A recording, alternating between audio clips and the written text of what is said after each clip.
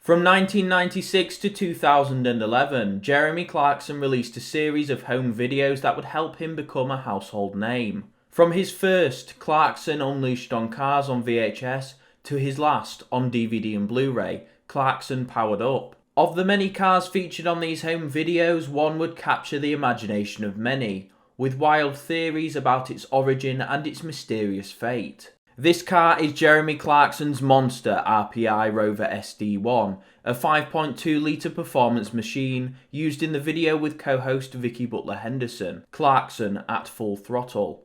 The RPI-tuned SD1 that went on to myth and legend. This is the story of one of the most famous Rover SD1 mysteries, the lost Clarkson SD1, and what happened to it. Hello everybody and welcome to this video. If you're not subscribed already, please make sure to do so. It really does help me out and you get to see more of this. More cool projects like 2600R, and I'm finally getting the diff soon and all of that stuff. More stuff like my Cortina project. More prototypes, conversions and deep dives into interesting cars and more history videos.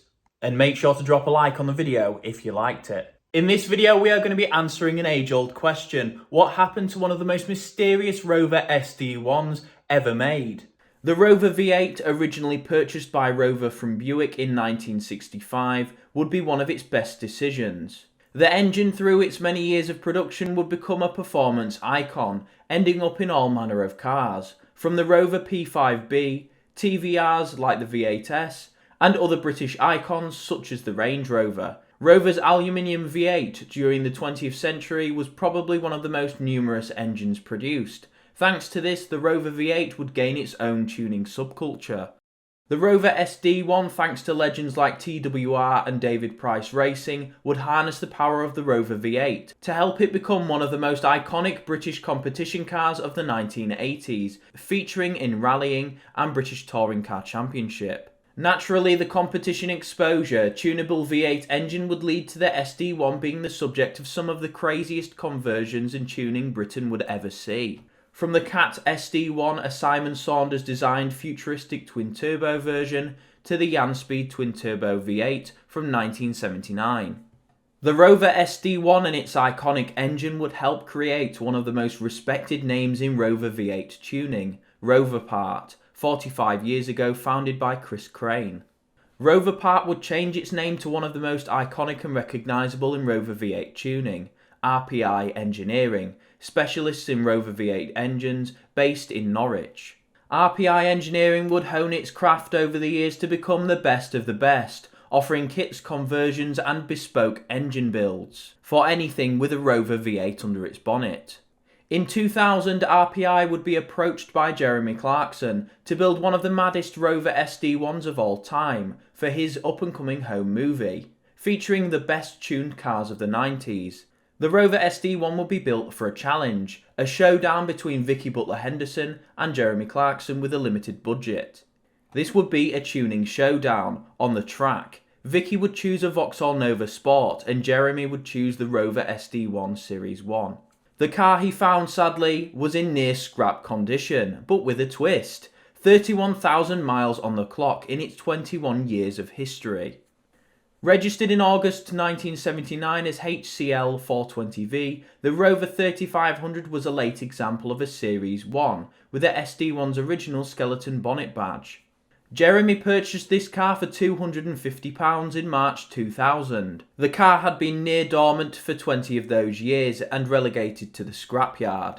Stood in the scrapyard for 6 months before Jeremy purchased it, RPI would pick up the car and get to work. But sadly there was a problem. Deadlines. The car needed to go from scrapyard to street racer in a month to make it to the shoot at Castle Combe. The car would be transported to RPI and built to incredible specifications. The standard 3500 V8 would be removed, replaced with a new RPI-built Rover V8 engine with a capacity of 5.2 litres, to their ultimate specification. A billet crankshaft, race pistons and rods, a big valve head, and top hat liners, to name just a few of the extensive engine modifications. Heat treated and dynamically balanced, the engine would be a masterpiece, with RPI today still offering this specification. 150 hours of work resulted in an engine perfectly finished, with Magnacore HT leads and a carbon fibre plenum. This would all result in 360 brake horsepower and 300 pounds-feet of torque, delivered consistently from 1000 to 6000 RPM. The modifications wouldn't end there. To transfer power to the road, the gearbox would be changed from its standard LT77 5-speed manual to a Land Rover Discovery 1 R350 5-speed manual. The diff would have a Quaife LSD installed. The suspension would be uprated with Spax shocks. The body would be stiffened with a roll cage. To finish the car off, a front Vitesse twin plenum deep chin spoiler would be added. Vitesse wheels painted in gold and a Cosworth style whale tail spoiler, all finished in British racing green paint. The Clarkson Rover V8 was done, thanks to the legendary team at RPI, 150 hours in just 3 weeks, from scrap to race car.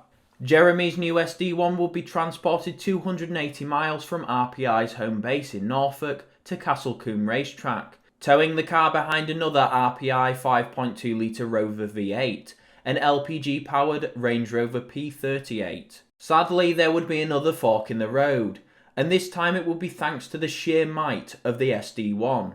After arriving at Castlecombe Racetrack, the SD1 was simply too loud, reaching 114 decibels at just 3000 RPM, breaching the 100 decibel limit easily.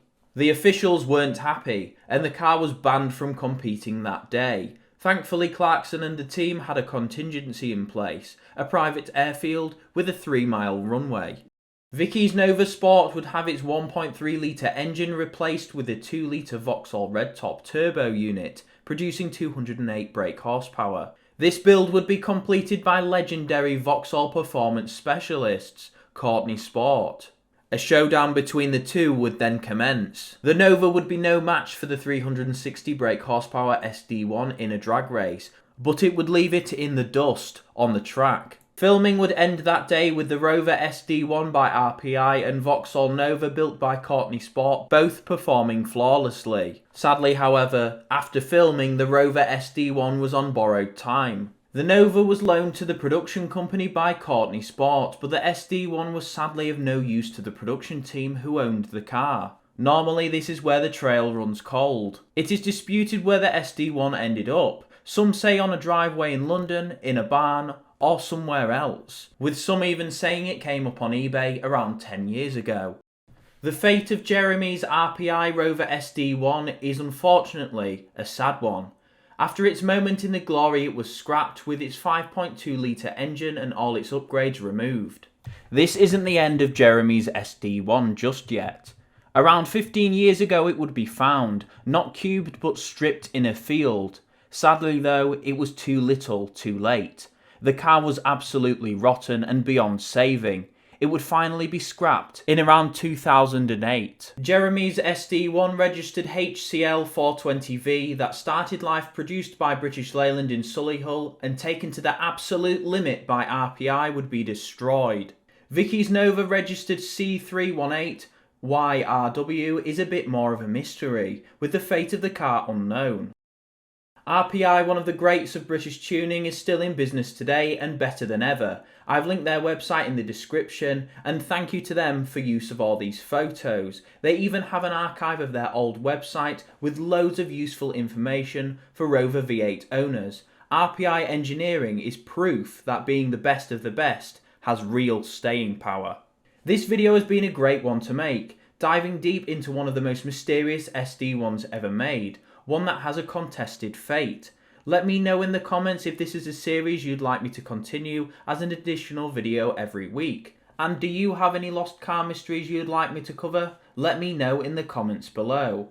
If you'd like to dive deeper into the world of tuned SD1s, I've got a whole video on some of the greatest ever made, which I've linked in the description. Thank you for watching, keep watching and remember to subscribe for more of this, and I'll see you in the next one.